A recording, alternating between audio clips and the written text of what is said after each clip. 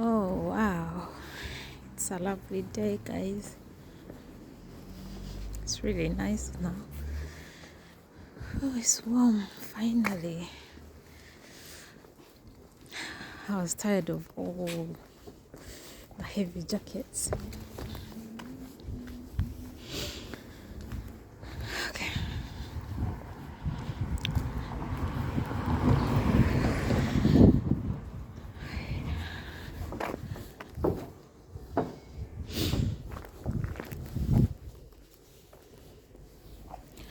I'm just walking in an area called Wimbledon. Wimbledon, that's South London.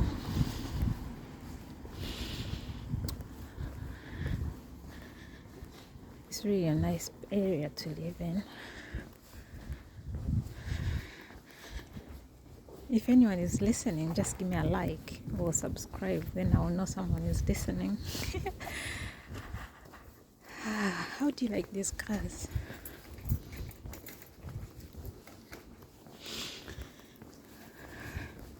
So nice today. I think I will just stay outside all the time. I'm just in a t-shirt right now. Just open finally.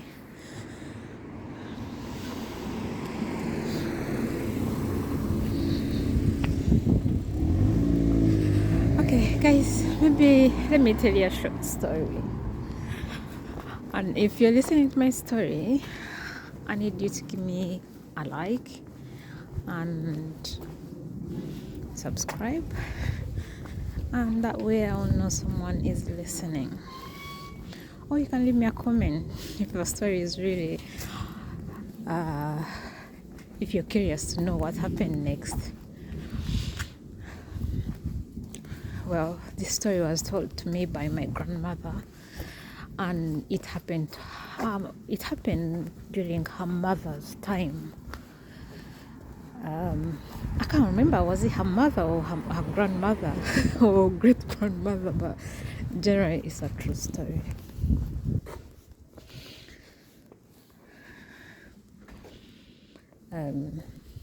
Okay, so this story is of a long time ago. You guys who are listening were not born yet. You were not even eggs. Not even, oh yeah. So your great grandparents or your grandparents, depends on, how do you like this guy? These houses are so nice. Look at that. And the door designs. Anyway, so a long time ago, people used to be not rich. Like, they used to live like mainly far away from each other. The villages where each house would be far. Okay, this story of course happened in Africa. It's not in Europe. So if you're listening to me and you're from Europe, I'm not talking about Europe, it's from Africa. So people used to live not quite near each other. The houses were like far from each other, and some of the people had cattle and other people had crops. They were farmers, while the other ones were cattle. They had cattle farms, not farms. They would just go around, grazing. So then, if the group that had cattle would go to the group that had to the village that had crops. When I say crops, they were like sweet potatoes and like millet, if you know millet, and stuff like maize, the big corn, not just sweet corn. Those the all sweet corn, in Europe, is the big corn, white corn. It's actually nice. You should try it. So the people who had cattle would actually go to the people who had crops. the farmers, the ones with crops, and say, can we give you meat in exchange of your sweet corn, of your corn, or your bananas, or your millet? So we exchange, and then there would be an exchange. That was goods, exchange of goods. That's how it was before money came in. And then, so those are two groups. Then there was a group that did not have, they had no crops and they had no cattle. So this group was a group that was called poor. Now, the poor group, unfortunately, had to go to the people with crops or the people with cattle and work for them, so they can get food at the end of the day. Now, of course, the work was so hard. They would be digging, they would be cleaning the cattle areas and all day, and then you just get a tiny bit of food for your dinner, for your family. Well, the poor side usually used to be stronger because they work hard, while the rich ones of cattle and mostly the cattle ones were not very strong, but the ones of crops were a bit stronger than the ones of cattle. And then the poor ones, of course, were strong because they have to work every day.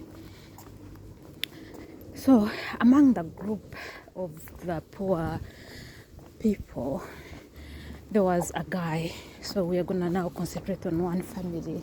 Let's leave the whole community kind of thing.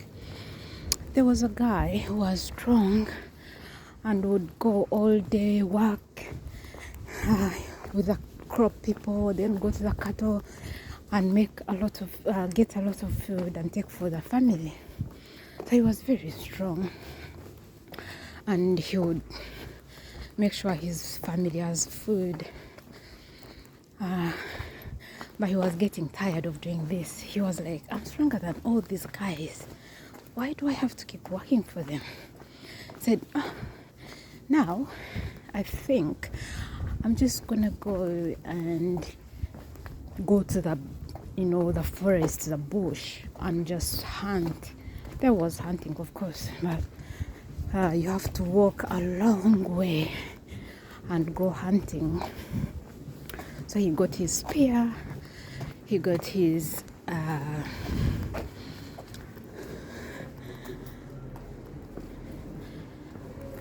sack, where he'll put the bag, if I miss, and ropes and all that to go and hunt. And the net, no, I don't think they had nets, but you have to make your own.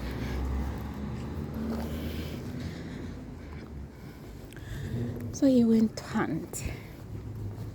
Now, this is where the problem came in. When he walked for hours. He went very early in the morning, before sunset, before sunrise, very early in the morning. And, well, when he walked for like 6 hours, and he was already tired. Of course, by the time he reached in the bush where he wanted to go and hunt. When he reached there, before he started hunting, he saw a small hill, and it was full of mushrooms. So this hill with a lot of mushrooms, he's like, oh my God, I don't need to hunt then. I can take all these mushrooms and fill up my sack, 2 sacks, just carry them, and then I'll come back another day and do the hunting. So he was like, thank God, I found food without even running around with animals.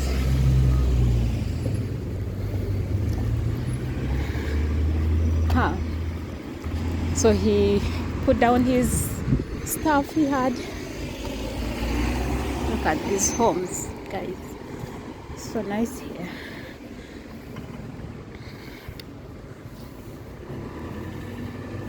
Oh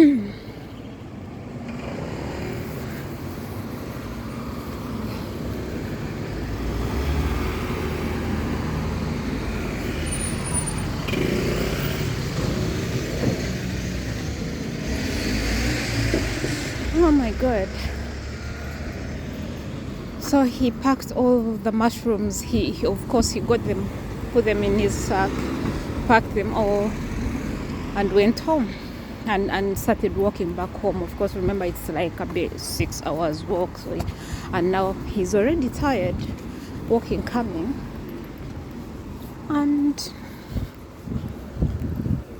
now he's gonna walk again, carrying stuff. Yep, that's how hard it was, but he was determined. So along the way, as he walked, of course he wanted to go ease himself. There are no toilets, of course. He has to go in the bush.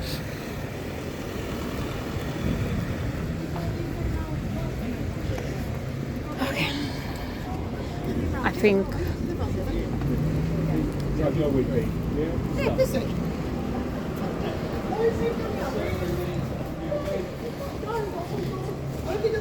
I'm gonna have to continue the story next, part 2. Bye.